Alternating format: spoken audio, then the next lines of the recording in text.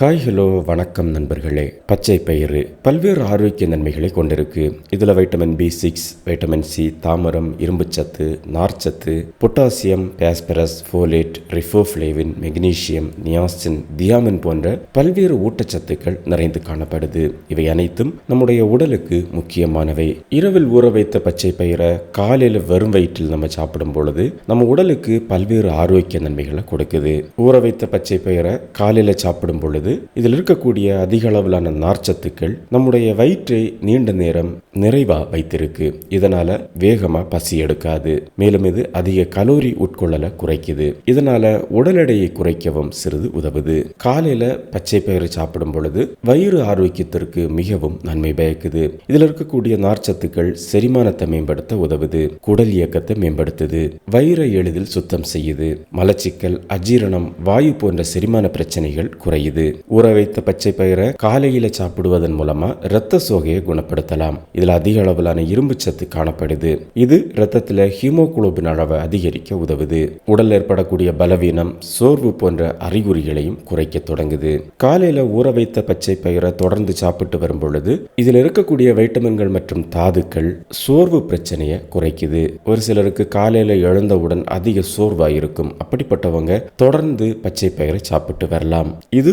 உடல்ல ஆற்றலை அதிகரிக்க உதவுது. நாள் முழுவதும் உங்களை உற்சாகமா சுறுசுறுப்பா வைத்திருக்க உதவுது. இதுல இருக்கக்கூடிய புரதம் தசைகளை வலுப்படுத்தவும் அதோட வளர்ச்சிக்கும் உதவுது. பச்சை பயிரை தொடர்ந்து சாப்பிட்டு வரும் பொழுது உடல்ல நோய் எதிர்ப்பு சக்தியை அதிகரிக்க உதவுது. இதனால பல்வேறு விதமான நோய் தொற்றுகளுக்கு உள்ளாகாம தவிர்க்கலாம்.